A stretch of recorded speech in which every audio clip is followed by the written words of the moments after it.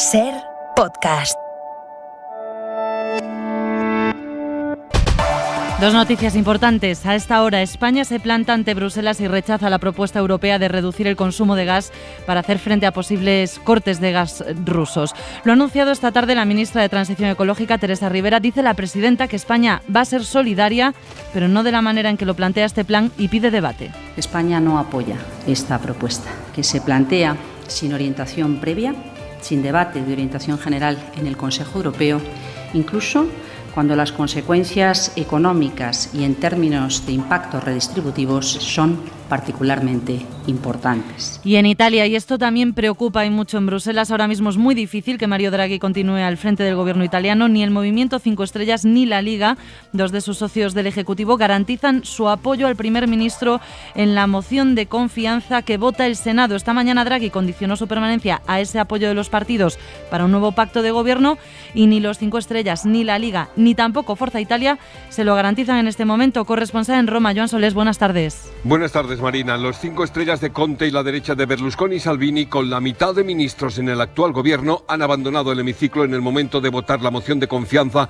sobre la continuidad del primer ministro Draghi. De hecho, han abandonado a su suerte a Draghi, que incluso antes de que terminara la votación ha dejado el Senado. Durante una semana después que el presidente de la República rechazara su dimisión, la tensión política entre los partidos italianos solo aumentó, llegó a las estrellas, a los 5 estrellas, y finalmente ha estallado en el Senado con la repentina decisión de la derecha. La tormenta perfecta. El primer ministro, poco tolerante con la tontería política, ha escuchado recriminaciones y acusaciones, incluso de corte personal, sobre su pensión o sus ambiciones totalitarias. Hemos observado el rostro de Draghi con incomodidad, su malestar visiblemente fastidiado en esta larga agonía de su gobierno. Casi con toda probabilidad, en los próximos minutos, Draghi se dirigirá al Palacio del Quirinale para decidir con el presidente de la República, Mattarella, si presenta o no su dimisión irrevocable, si el jefe del Estado le encarga seguir en el cargo en funciones, si se opta por intentar la formación de otro ejecutivo transitorio o simplemente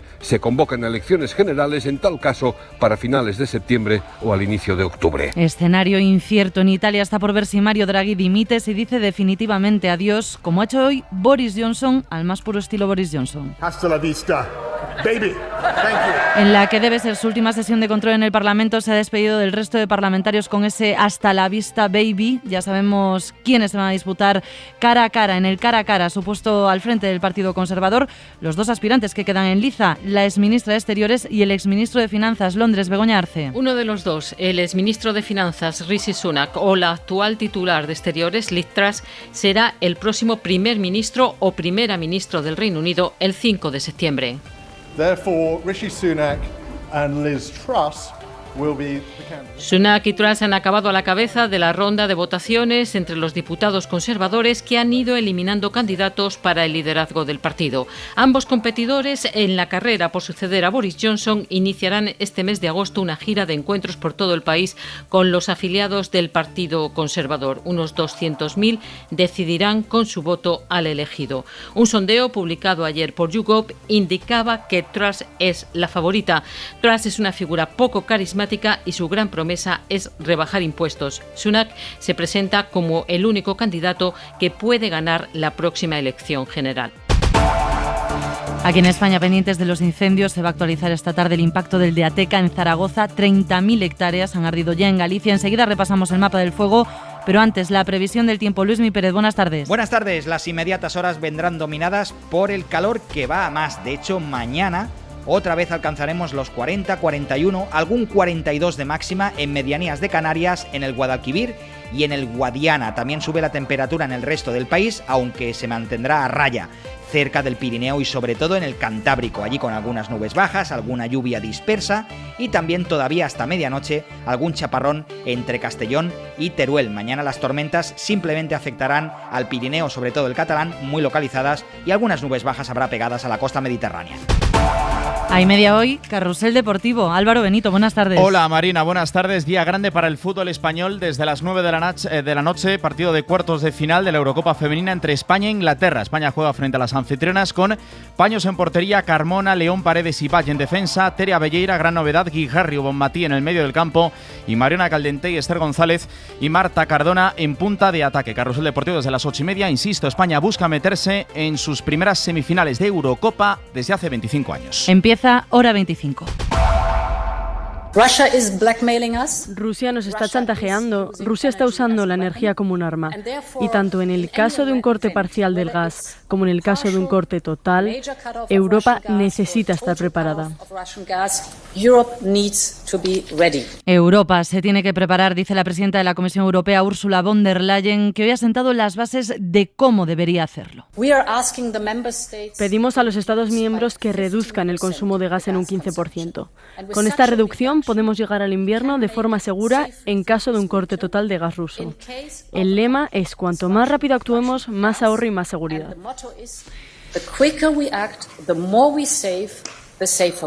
Bruselas confía en el compromiso, en la solidaridad y en la capacidad de ahorro de los países miembros para hacer frente a la crisis energética que se puede producir si Rusia decide cortar el suministro de gas. Y decimos confía porque esa reducción en el consumo que von der Leyen pide a los 27 es voluntaria, no obligatoria, al menos de momento. En la presentación del plan de contingencia europeo, la presidenta de la Comisión también ha dejado esta advertencia. Esto no va a ser solo este invierno. Esto va para largo. Corresponsal comunitaria, Griselda Pastor. Va para largo, sí. No es tan solo este invierno el complicado, el próximo también. Así lo han explicado en una rueda de prensa que confirma que a corto plazo la Unión no tiene alternativa al suministro ruso. Lo dijo la semana pasada Gentiloni, el comisario de Asuntos Económicos, y por esto esta propuesta preventiva de un ahorro voluntario del 15% lineal para los 27 ya hasta el próximo marzo, un ahorro energético que es el paso previo a una obligación de solidaridad, con lo que esto conlleva de deber definir empresas prioritarias por si hay que cortar producción en las otras. Un tema que von der Leyen presenta citando el ejemplo de la crisis del COVID, aunque es evidente que es muy distinto comprar conjuntamente vacunas de forma colectiva que tener que repartir la electricidad, sea cual sea el modelo energético que cada país tenga. Y entre otras razones, por eso el gobierno español, que ha analizado la propuesta de Bruselas, la rechaza, como contábamos en portada. Dice Rivera que hace falta estudiar el plan de forma más detenida, estudiar sus consecuencias y sobre todo debatirlo, porque hasta ahora asegura el gobierno que no les han pedido su opinión. Sira Valdés, buenas tardes. Hola, buenas tardes. España dice no al plan propuesto por la Comisión, aunque el Ejecutivo reconoce que el problema que ahora afronta Europa en materia de suministro necesita una respuesta de unidad, de solidaridad y flexibilidad por parte de la Unión Europea. Las consecuencias de las propuestas de Bruselas son suficientemente importantes como para que los Estados miembros puedan participar en su diseño, ha dicho la vicepresidenta Teresa Rivera. España ya ha hecho sus deberes, ha defendido y además ya está siendo solidaria. A diferencia de otros países españoles, no hemos vivido por encima de nuestras posibilidades desde el punto de vista energético. Somos solidarios y lo vamos a seguir siendo. De hecho, en el último mes, más del 20% del gas que fue importado fue reexportado directa o indirectamente a otros Estados miembros de la Unión Europea. Exigir a todos los Estados que reduzcan un 15% su consumo de gas no es neutral desde el punto de vista de los impactos, ha defendido Rivera, que también ha enviado un mensaje de tranquilidad tanto a la industria como a los consumidores. El suministro está garantizado. Y este escenario se contemplaba en Bruselas. Griselda, ha planteado von der Leyen qué puede ocurrir, qué va a ocurrir si algún país miembro como España rechaza el plan europeo. Bueno, estamos un poco como cuando los debates para el Fondo de Recuperación, aunque cambiando la situación, ¿no? Porque en este momento quienes necesitan la solidaridad son los países del norte y el este de la Unión. Entonces eran los países del sur que tienen otro modelo energético muy poco dependiente en estos momentos del gas ruso. De aquí que la Comisión plantee el uso del artículo 122 del Tratado Europeo exige la solidaridad e incluye una frase muy clara diciendo que esa solidaridad será obligatoria también ante crisis energéticas, un problema que tendrán que asumir los gobiernos, que empezarán a discutir los ministros de Energía en su próxima reunión la semana que viene, pero que es evidente será el gran tema en septiembre para los jefes de gobierno. Gracias, Grisela. En todo caso, el rechazo español se produce a pesar de que nuestro país a priori se encuentra entre los menos dependientes del gas ruso. ¿Qué capacidad tiene realmente España? ¿Cómo podemos enviar gas al resto de Europa y cuánto podemos enviar, Sira?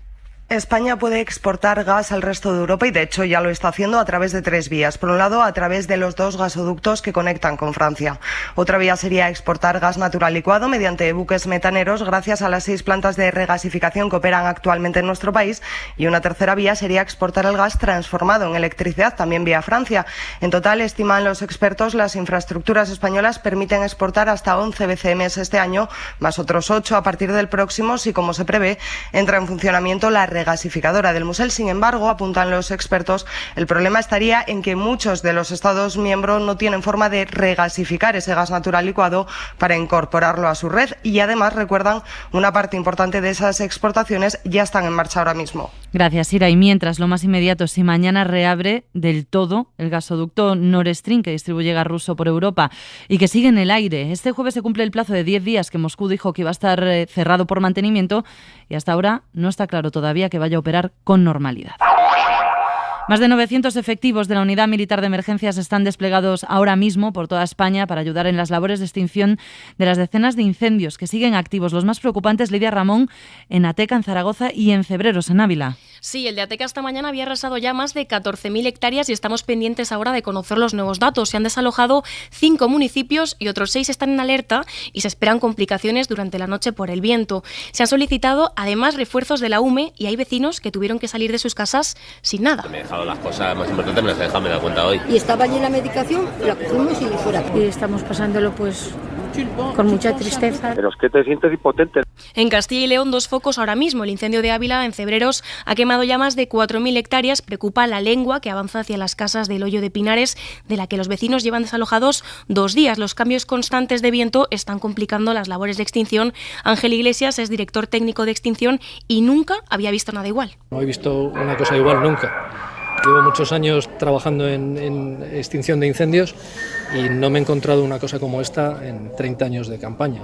También pendientes del de Losacio, en Zamora, que sigue en nivel 2, pero que ya no tiene frente de llamas. Los 34 pueblos que fueron desalojados han podido volver y además están realizando vuelos de reconocimiento para valorar su estado y alertar de posibles reactivaciones. Y en Galicia siguen fuera de control los incendios que afectan a Lugo y a Ourense. En Folgoso, las llamas han calcinado más de 11.100 hectáreas y en Valdeorras se estiman más de 10.500. Los brigadistas no dan abasto y además en el Parque Natural de Invernadoiro también preocupa otro incendio que ha arrasado ya más de 4.000 hectáreas. Detrás de estos incendios hay cientos, miles de historias de personas desalojadas, personas que pierden incluso sus casas, sus granjas y también las historias de los voluntarios que arriesgan sus vidas para ayudar a los bomberos a apagar las llamas o que echan una mano a los vecinos. Nos pasó el fuego por encima y gracias a bomberos, pues la verdad es que pasamos un rato un poco peligroso y gracias a ellos estamos sanos y salvos. Vamos a dar la vuelta ya porque aquí no podemos encontrar focos secundarios. Nunca sabes lo que puede llegar a pasar. A veces hay cambios de dirección del viento, cosas de estas que te provocan una situación difícil.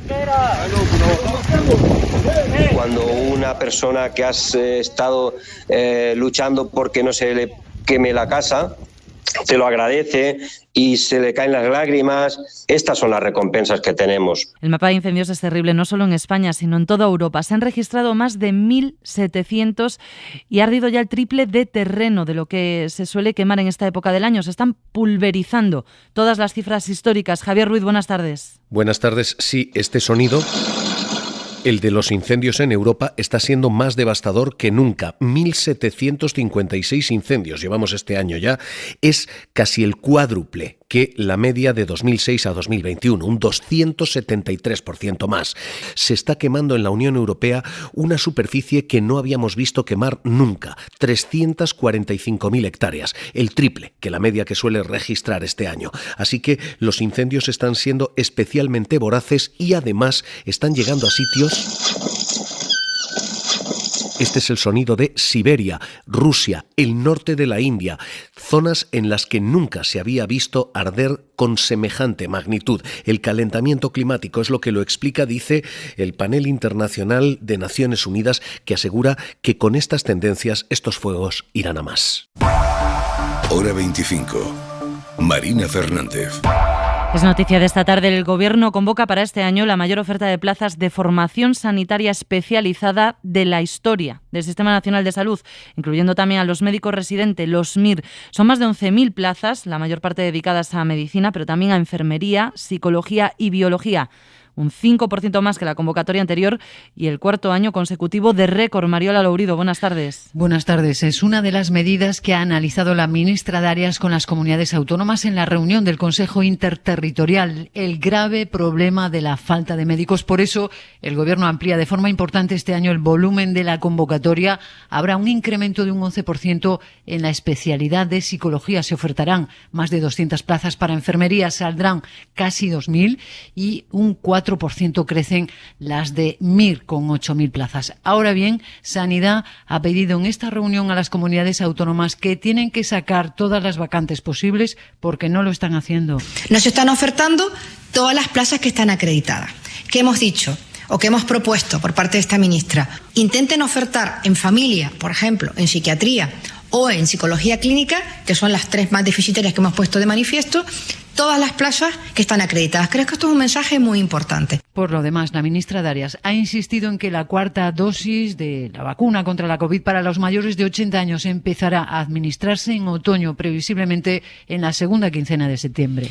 Y el Gobierno, la ministra de Igualdad, Irene Montero, ha anunciado que están tratando que haya un pleno extraordinario la semana que viene para la entrada en vigor, para no retrasar la entrada en vigor de la Ley de Libertad Sexual, que tiene que volver al Congreso después de que ayer en el Senado saliera adelante una enmienda de Junts con el apoyo, entre otros, partidos del PP. Utilizar una letra para retrasar una ley que puede permitir al Estado proteger y acompañar de forma eficaz a las mujeres que son víctimas de violencias sexuales. Estamos trabajando para tratar de remediar este error y para tratar de reconducir la situación y que la ley se pueda aprobar ahora. Honestamente, me niego a creer que el Partido Popular esté haciendo un electoralismo tan burdo y de tan graves consecuencias para las víctimas de violencias sexuales en nuestro país. Sí ha salido hoy adelante en el Senado la reforma exprés de la Ley del Poder Judicial con los votos en contra de la derecha. Con esta reforma el Gobierno pretende facilitar la renovación de 4 magistrados del Tribunal Constitucional con el mandato caducado. ¿Cuáles son los siguientes pasos ahora, Pedro Jiménez? El Tribunal Constitucional ya tiene todas las bendiciones para tener una mayoría progresista a partir del 13 de septiembre y ahora todas las miradas se posan en Carlos Lesmes. El presidente del Poder Judicial tiene que fijar pleno extraordinario para elegir a sus 2 magistrados. El proceso a seguir lo dará a conocer en el pleno ordinario de este jueves, pero ya ha trasladado a algunos vocales que su intención es apurar los plazos y reunirles el mismo mes de septiembre. Además, no descarta abrir un plazo para que se puedan presentar candidatos, lo que complica el proceso. Pleno sí, pero el acuerdo no está garantizado. Es lo que dijo Lesmes hace unos días en Canarias y lo que hoy ha dicho el PP en el Senado. Fernando de Rosa. ¿O ya preparan alguna enmienda o autoenmienda para obligar a los vocales a que lleguen a un acuerdo? Si el Consejo llega a un acuerdo y propone 2 nombres como magistrado del Tribunal Constitucional y no les gustan a ustedes, ¿qué harán? El sector progresista, sin embargo, quiere llegar a ese pleno con los nombres de los 2 candidatos ya negociados y por eso quiere empezar ya las conversaciones con el sector conservador. Son días estos de muchas quinielas sobre qué nombres va a elegir Pedro Sánchez para reorganizar la cúpula del PSOE el sábado en el Comité Federal del partido. Mientras Sánchez ultima esos nombres, lo que está haciendo es allanarse el camino con los varones autonómicos y por ahora Imma Carretero se muestran receptivos a los planes del presidente socialista. ¿Qué tal, Marina? Quiere Pedro Sánchez llegar al sábado con todo amarrado y que el mensaje que quede sea el del relanzamiento del partido. De hecho, van a aprobar el calendario de las primarias de las municipales y autonómicas. Está hablando antes con los varones, con algunos porque ha coincidido con ellos en los actos de estos días, con otros el plan es llamarles por teléfono. Hay presidentes que le han trasladado su confianza para que haga los cambios que considere oportunos, que en muchos casos creen que van a ser elevar de rango a algunos de los actuales miembros de la Ejecutiva. De hecho, en principio no cuentan con que se reduzca la dirección o se creen áreas nuevas. Por lo pronto, Sánchez no ha dicho la última palabra.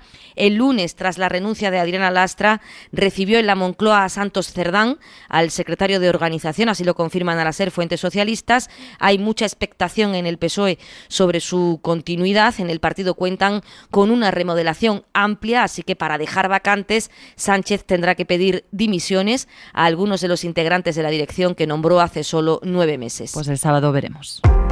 La Fiscalía Anticorrupción ha presentado un escrito en el que pide 6 años de cárcel para el que fuera número 2 de Esperanza Aguirre en el Gobierno de Madrid, Francisco Granados. La Fiscalía le atribuye varios delitos por amañar presuntamente los contratos para la celebración de las fiestas de los municipios del PP en la Comunidad de Madrid. Miguel Ángel Campos. El juez García Castellón ha ordenado la apertura de juicio oral por la pieza de las contrataciones de la Púnica a la empresa Waiter Music, que organizaba las fiestas patronales y veraniegas en distintos municipios madrileños y a cambio trabajaba a bajo coste en los actos electorales del PP en Madrid. Un supuesto método de financiación ilegal. La Fiscalía Anticorrupción sitúa en el vértice de este entramado al exsecretario general del PP en la región, Francisco Granados, para quien pide 6 años de cárcel por delitos de fraude en la contratación y prevaricación. El juez también solicita sentar en el banquillo a otras 13 personas, entre ellos 7 alcaldes y excargos del PP, como el exsenador David Erguido. Acuerdo total entre el Gobierno y las 3 asociaciones de autónomos para que los trabajadores por cuenta propia coticen en función de sus ingresos reales a partir del año que viene. En el nuevo sistema de cotizaciones, las cuotas van a ir desde 200 euros hasta los 590, según lo que gane cada autónomo. Alejandra de la Fuente. Los trabajadores que ganen menos pagarán cuotas más bajas, 220 euros de cuota el año que viene para los que ganen menos de 670 euros al mes y 500 euros de cuota para los que ganen más de 6.000 euros mensuales. Estas tablas irán cambiando en 2024 y 2025 y los autónomos que más ingresen irán pagando más, mientras que los que ingresen menos verán reducida su cuota. De hecho, en 2025 la cuota mínima será de 200 euros al mes y la máxima de casi 600. El sistema contempla la posibilidad de cambiar hasta 6 veces al año el tramo en el que los autónomos pueden colocarse y un sistema por el que Hacienda devolverá o cobrará más en función de que estos tramos de renta cuadren. Por cierto, que el ministro de Seguridad Social, José Luis Escrivá, ha adelantado hoy los datos de afiliación que el Gobierno espera para julio. Con un aumento de la afiliación neta a la Seguridad Social de unos 30.000 trabajadores en términos desestacionalizados. Esto supone que ya en los primeros 7 meses del año el crecimiento de la afiliación del empleo se sitúa en torno a los 300.000 trabajadores más. Hora 25. Marina Fernández. La elección como nuevo presidente del actual primer ministro de Sri Lanka amenaza con avivar el fuego de las protestas que comenzaron allí hace 11 días. La isla lleva semanas sumida en la peor crisis de suministros desde su independencia en 1948 y el nuevo mandatario ya estaba señalado por los manifestantes que pedían su dimisión inmediata, por lo que nada asegura que se vaya a calmar la tormenta. Victoria García. Sri Lanka tiene un nuevo presidente, se llama Ranil Wickremesinghe, es viejo conocido del país porque ha sido primer ministro durante más de una década y ha conseguido el apoyo de la mayoría de parlamentarios acólitos suyos de varias legislaturas. Este era el momento en el que el presidente del Parlamento lo anunciaba. Hace una semana se producía la renuncia del presidente Rajapaksa después de varios días escondido tras las masivas manifestaciones protestando por la grave crisis económica que sufre el país. La elección de Ranil es un varapalo para las aspiraciones de los manifestantes que ven en el poder ser ocupado por los mismos que han llevado al país a la situación actual. Escuchen este dato, la mitad de los conductores que murieron el año pasado habían dado positivo en alcohol o en consumo de drogas. Es la cifra más alta en los últimos 10 años y la del Instituto Nacional de Toxicología. De la Molina. El número de conductores fallecidos que habían bebido o tomado drogas llegó en 2021 al 49,4%. Es un 0,7% más que en 2020, un año muy atípico para la movilidad por la pandemia, y casi un 4% más que en 2019. La ministra Pilar Llop ha dado el perfil más habitual en estos casos. Sería un hombre de 25 a 54 años, conductor de turismo o ciclomotor, que consume principalmente alcohol y, en segundo lugar, drogas. Entre los más jóvenes, los accidentes tuvieron lugar con más frecuencia los fines de semana, mientras en la franja de 35 a 65 tuvieron lugar más bien durante la semana. Es llamativo que entre los que dieron positivo por alcohol, un 75%, 3 de cada 4, había ingerido una gran cantidad y superaba el límite a partir del cual se considera delito.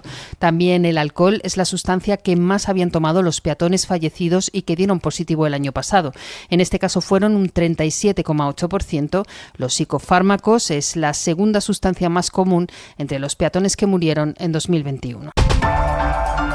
Y a punto de que se cumpla un mes de la tragedia en el salto masivo a la valla de Melilla, el defensor del pueblo Ángel Gabilondo ha visitado la ciudad autónoma para conocer de primera mano qué ocurrió en aquel incidente que acabó con la vida de 27 personas, según las organizaciones humanitarias.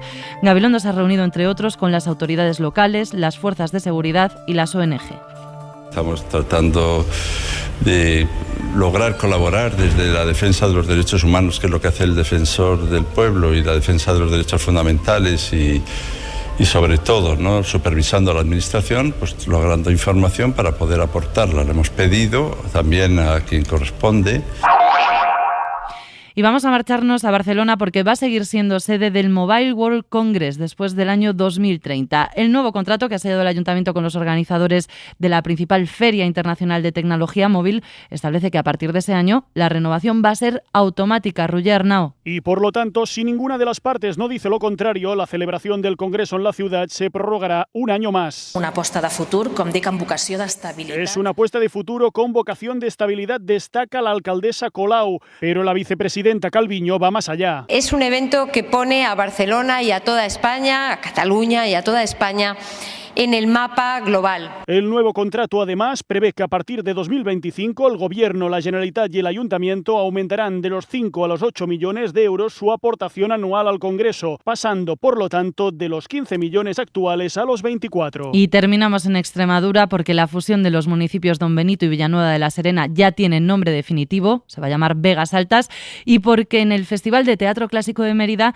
se ha estrenado esta tarde Minerva. Juan Antonio Ruiz. Una versión de Scott Cliverdon y Assumpta Serna, que debuta en Mérida como protagonista y coautora de esta Minerva, que nos cuenta la historia de una familia que contribuyó a dar forma al Imperio de Roma. Una obra que habla de amor, de familia y del legado que dejamos. Minerva es una persona que intenta vivir bien, que comete errores, pero que intenta deshacerlos o al menos repararlos. Minerva se podrá disfrutar desde hoy y hasta el próximo domingo en el Teatro Romano de Mérida. Una obra rompedora sobre una mujer progresista que lleva por bandera la igualdad y la diversidad. Suscríbete a Hora 25. Todos los episodios y contenidos adicionales en la app de Cadena SER y en nuestros canales de Apple Podcast, Spotify, iVoox, Google Podcast y YouTube. Escúchanos en directo en la SER de lunes a viernes a las 8 de la tarde.